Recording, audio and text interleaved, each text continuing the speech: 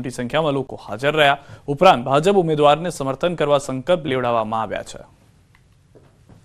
પાટણ લોકસભા અને જ્યાં જ્યાં પણ બ્રાહ્મણો અમારી વાત સાંભળે છે ત્યાં ભાજપનો અને નરેન્દ્રભાઈનો હાથ મજબૂત કરી અને આ રાષ્ટ્ર માટે જેટલું પણ વોટિંગ કરી અને આગળ આ ભાજપને જીતાડી શકે એના માટે અમે ઠરાવ આજે પસાર કર્યો છે।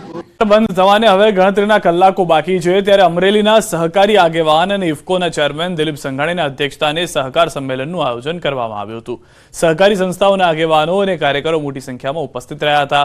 ભાજપના ઉમેદવાર ભરત સુતરિયા, જિલ્લાના તમામ 5 ધારાસભ્યો અને હાલ માજી આમ આદમી પાર્ટી છોડી ભાજપમાં જોડાયેલા અલ્પેશ કથિરિયા સહિતના નેતાઓ ઉપસ્થિત રહ્યા હતા। તમામ આગેવાનોએ પોતાના ભાષણમાં સહકારી પ્રવૃત્તિ દ્વારા લોકોને થતા ફાયદાઓ સમજાવવાની સાથે ભારતીય જનતા પાર્ટીને જંગી બહુમતીથી વિજય અપાવવા અપીલ કરી હતી। કે ભારતીય જનતા પાર્ટીના ઉમેદવારને ચૂંટવા માટે સહકારી ટીમ કામે લાગે અને મોદી સાહેબે જે અપીલ કરી છે કે તમામ બૂથ જંગી બહુમતીથી બૂથનો કાર્યકર્તા જીતવાનું ગૌરવ લે એમાં સહકારી ક્ષેત્રના કાર્યકર્તાઓ પૂર્ણતઃ કામે લાગીને મદદ કરીને એક પણ બૂથ જિલ્લાનું એવું ન રહે સંસદીય ક્ષેત્રનું જેમાં વોટ હોય મતની દ્રષ્ટિથી જંગી બહુમતીથી ભારતીય જનતા પાર્ટીના બૂથ જીતે એ દિશાની કામગીરીમાં સહકારી ક્ષેત્ર સક્રિય રહે એટલા માટે આજે મેં સહકારી આગળને બોલાવીને कलाबेन और लालू भाई को दिया हुआ एक एक वोट मोदी जी को तीसरी बार प्रधानमंत्री बनाएगा। और मोदी जी को तीसरी बार प्रधानमंत्री बनाने का मतलब है इस देश से हमेशा के लिए आतंकवाद को समाप्त कर देना, इस देश के हमेशा से लिए नक्सलवाद को समाप्त कर देना, इस देश को दुनिया का तीसरे नंबर का अर्थतंत्र बनाना, इस देश के 4 करोड़ गरीबों को आवास देना, 3 करोड़ गरीब बहनों को लखपति दीदी बनाना, 10 करोड़ गरीबों को सूर्य घर योजना से मुफ्त में बिजली देना और 11 करोड़ किसानों को 5 साल में 3 लाख करोड़ रुपया सीधा इनके बैंक अकाउंट में डालना। भाई और बहनों, मोदी जी को तीसरी बार प्रधानमंत्री बनाने का मतलब है सारी मोदी गारंटी को जमीन पर उतारना। भारतीय जनता पार्टी वो पार्टी है जो कहती है वो करती है। मुझे बताओ भाई और बहनों, ये कश्मीर जो है हमारा है या नहीं है? जोर से बोलो, है या नहीं है? ये जो हमारे खड़गे साहब हैं, कांग्रेस के अध्यक्ष महोदय, वो कहते हैं राजस्थान और दीव दमन वालों का कश्मीर से क्या लेन देन। अरे खड़गे साहब, आप 80 पार हो गए मगर इस देश को नहीं जान पाए। दादरा नगर दीव दमन का मेरा एक एक युवा कश्मीर के लिए अपनी जान देने के लिए तैयार है, जान।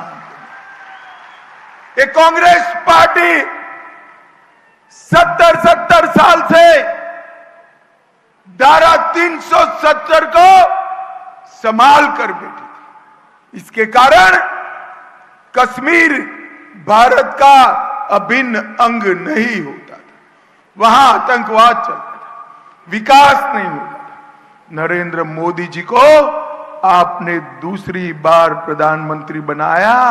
5 ही साल में मोदी जी ने केस भी जीता, भूमि पूजन भी किया और प्राण प्रतिष्ठा कर कर जय श्री राम कर दिया।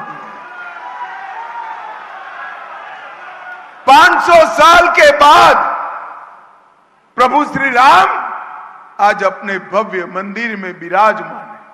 भाइयों बहनों, जब प्राण प्रतिष्ठा होती थी, ट्रस्ट ने राहुल जी, प्रियंका जी, सोनिया जी सबको न्योता भेजा मगर वो नहीं गए, प्राण प्रतिष्ठा के कार्यक्रम में नहीं गए। क्यों नहीं गए भाई? मालूम है आपको? वो अपनी वोट बैंक से डरते हैं कि वहां जाएंगे तो हमारी वोट बैंक समाप्त हो जाएगी। दीव दमन वालों, मालूम है ना उनकी वोट बैंक कौन सी है? अरे यार बोलो, है या नहीं है मालूम? उनको डरने दो। भारतीय जनता पार्टी वाले नहीं डरते। हमने डंके की चोट पर राम मंदिर भी बनाया, मां काली का शिखर भी सजाया, काशी विश्वनाथ कॉरिडोर भी बनाया और सोमनाथ का मंदिर भी सोने का बनने जा रहा है। भाइयों बहनों, सोने का बनने। मैं आपको बताने चाहता हूं, नरेंद्र मोदी जी ने ये 10 साल में करोड़ों गरीबों के जीवन में उजाला भरने का काम किया है। 80 करोड़ गरीबों को प्रति माह, प्रति व्यक्ति 5 किलो अनाज मुफ्त में देने का काम नरेंद्र मोदी ने किया। 12 करोड़ शौचालय बनाए, 4 करोड़ लोगों को घर दिया, 10 करोड़ लोगों को उज्ज्वला का कनेक्शन दिया और 14 करोड़ लोगों को नल से जल देने का काम नरेंद्र मोदी जी ने किया है। नरेंद्र मोदी। भाई और बहनों, ये दीव दमन दादरा नगर हवेली वालों, मुझे बताओ भाई, आप सभी को कोरोना के दोनों टीके लगे हैं या नहीं लगे हैं? जोर से बोलो, लगे हैं या नहीं लगे हैं? 25 पैसा भी देना पड़ा है क्या?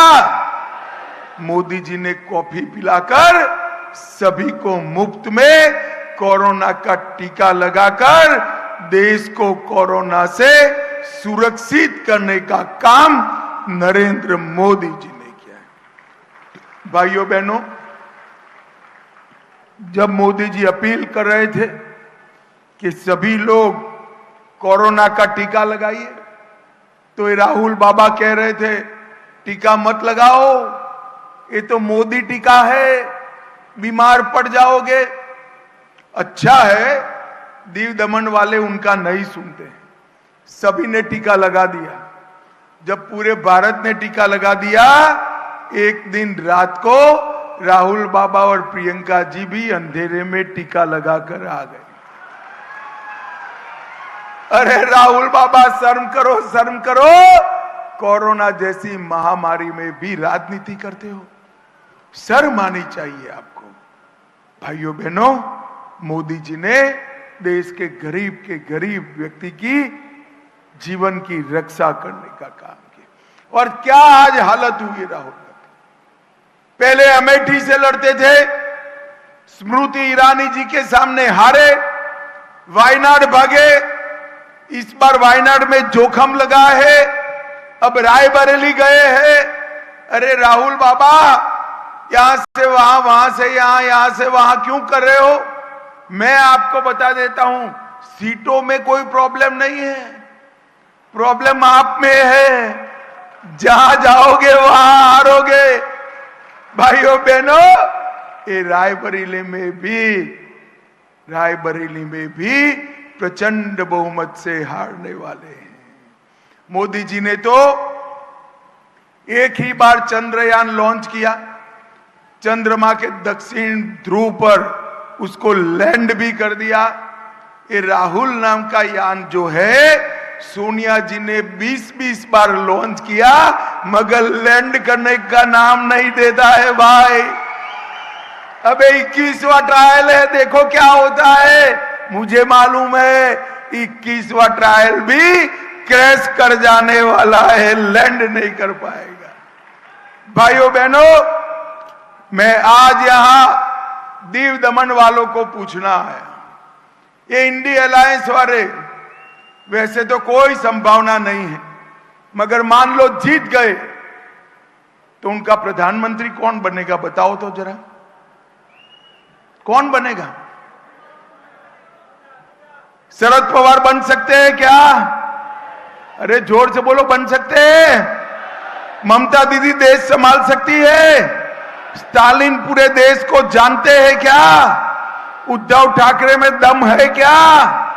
अब हंसना मत, अंतिम नाम पूछता हूं, हंसना मत। हाँ, राहुल बाबा संभाल सकते हैं क्या? तो भाई प्रधानमंत्री कौन बनेगा? इनके पास कोई नाम ही नहीं है। पत्रकारों ने, मैं बताता हूं पत्रकारों ने जब उनको पूछा तो उन्होंने कहा बारी बारी एक एक साल हम बनेंगे। बोलिए,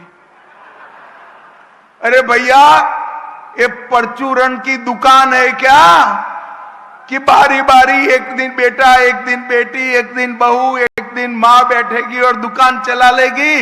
ये तो महान भारत के भविष्य का सवाल है, महान भारत के भविष्य की। आपके पास कोई प्रत्याशी नहीं है।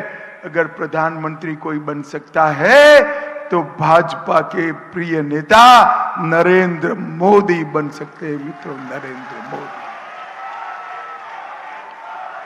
भाई और बहनों, इनके हाथ में अगर गलती से भी देश पड़ गया और कोरोना जैसी महामारी आई तो ये संभाल सकते हैं क्या? पाकिस्तान को मुंह तोड़ जवाब दे सकते हैं क्या? आतंकवाद समाप्त कर सकते हैं क्या? चंद्रयान को चंद्रमा तक भेज सकते हैं क्या? वैक्सीन ला सकते हैं क्या? करोड़ों गरीबों का भला कर सकते हैं क्या? ये कर सकते हैं तो केवल 12 लाख करोड़ का घपला, घोटाला, भ्रष्टाचार कर सकते हैं भाइयों बहनों, और कुछ नहीं कर सकते पूरा देश। इसलिए नरेंद्र भाई को प्रधानमंत्री बनाने का तय कर बैठे। मैं आज दमन दीव को कांग्रेस के कारण ही देश से लेट स्वतंत्रता मिली और उनके कारण ही यहां विकास लेट पहुंचा।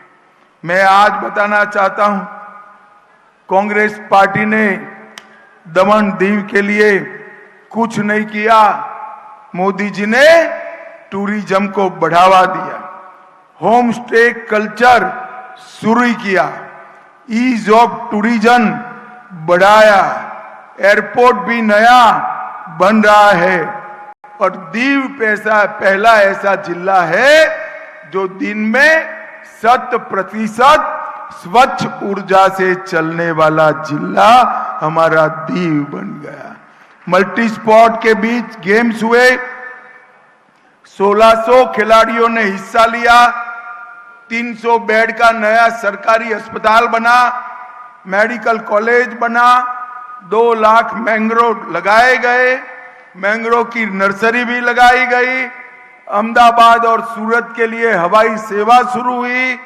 6000 यात्री अब तक आवन जावन कर चुके हैं।